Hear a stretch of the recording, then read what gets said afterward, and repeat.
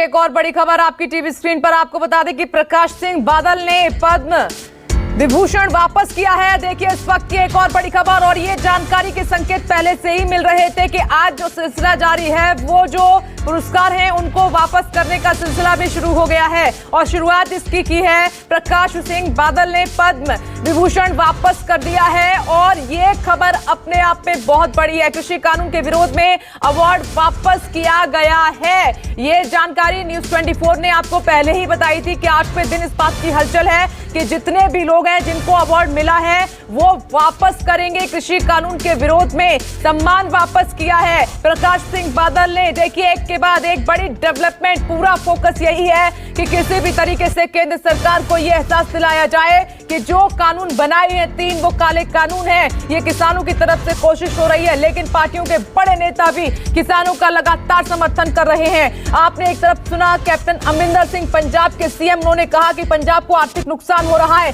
दोनों तरफ से कोशिश हो कि जल्द से जल्द समाधान निकले। तो इस बीच ये बड़ी खबर आपकी टीवी स्क्रीन पर, प्रकाश सिंह बादल ने बड़ा कदम उठाते हुए अपना अवार्ड जो है वापस किया है, सम्मान को वापस किया है। कृषि कानून के विरोध में ये जो चिट्ठी लिखी गई है, पूर्व सीएम बादल ने राष्ट्रपति को चिट्ठी लिखी है जिसमें उन्होंने अपने सम्मान को वापस करने का जिक्र किया है। एक बार फिर से न्यूज 24 संवाददाता कुंदन सिंह के पास आपको लिए चलते हैं। कुंदन सिंह, देखिए न्यूज 24 ने इस बात के संकेत दिए थे कि 8वें दिन इस तरीके की कोशिश होगी कि जो सम्मान मिला है, जो अवार्ड मिला है, उसकी वापसी का सिलसिला शुरू होगा। प्रकाश सिंह बादल की तरफ से सिलसिला शुरू हुआ है।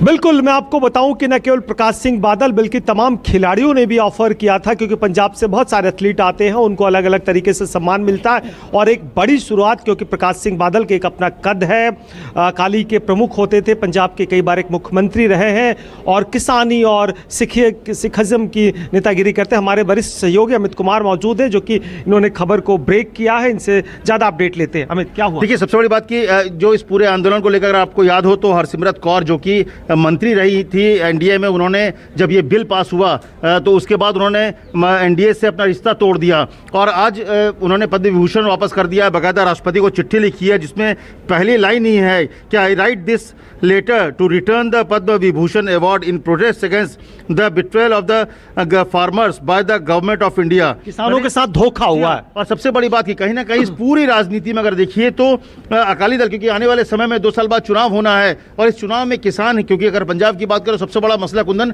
किसान का मसला है, और वहाँ की राजनीति में अपने आप को कहीं पिछड़ता दिख रही थी अकाली दल। तो अकाली दल अब खुलकर सामने है, बाकायदा न सिर्फ एनडीए से बाहर हुई है, पद्म विभूषण तक वापस कर दिया। तो एक बड़ा कदम आप कह सकते हैं कि अकाली दल के जो संस्थापक रहे हैं प्रकाश सिंह बादल, उन्होंने उठाया है। लेकिन ये इसका राजनीतिक रेप्लिकेशंस भी आप कह रहे हैं, लेकिन मतलब मुझे नहीं लगता कि अकाली के लोग खुल के आंदोलन में सामने क्यों नहीं आ रहे। मैंने एक सपोर्ट देना, मोरल सपोर्ट देना, इसके नाम पे आप हट जाना एक अलग बात है, लेकिन खुल के आंदोलन में सड़कों पे क्यों नहीं उतर रहे? जी हाँ, ये सवाल बहुत बड़ा सवाल है, क्योंकि अगर उस तरह से देखिए तो आप जब कांग्रेस की भी बात करें या वहाँ की जो पॉलिटिकल पार्टीज हैं, यहाँ किसान सड़क पर हैं, शायद ये भी एक स्ट्रेटेजी का पार्ट होगा कि हम उनको समर्थन तो देंगे लेकिन पॉलिटिकल पार्टी के तौर पर, क्योंकि जैसे ही राजनीतिक दल इसमें जुड़ते हैं तो वो आंदोलन फिर किसानों का आंदोलन नहीं रहेगा, वो आंदोलन पूरी तरह से एक पॉलिटिकल आंदोलन होगा। शायद यही वजह है कि पंजाब के किसानों ने शायद मना कर दिया होगा कि आप मंच पर नजर नहीं आएंगे। कम्युनिटी एक्ट को लेकर क्या फैसले हुए हैं, और एमएसपी को लेकर क्या सरकार के तरफ से प्रस्ताव दिया गया अंदर? सर, एमएसपी को लेकर बिल बनाने की बात कर रही है जो सरकार है। ये जो किसानों ने अपनी बातचीत में कहा है कि एमएसपी की गारंटी के लिए कि एक मिनट अमित और कुंदन, इस बीच एक बड़ी खबर आ रही है। किसान सरकार बातचीत पर बड़ी खबर है ये, किसानों ने एमएसपी पर कानून बनाने की मांग की है। विज्ञान भवन में जो बैठक चल रही है वहां से ये बड़ी खबर ब्रेक हुई है। बैठक में किसान संगठनों के प्रतिनिधियों ने एमएसपी की गारंटी के लिए कानून बनाने की मांग की है। उनकी प्रमुख मांगों में ये मांग भी शामिल थी। सबसे पहले केंद्र सरकार के सामने ये मांग रखते हुए अमित, ओवर टू यू। बिल्कुल अमित, हम सवाल जानना चाहते हैं कि आखिर जो मांग रखी गई है एक फार्मर्स एसोसिएशन के तरफ से कि एक बिल बनाया जाए, या सरकार एक तरह से बिल सेशन में लेके आए?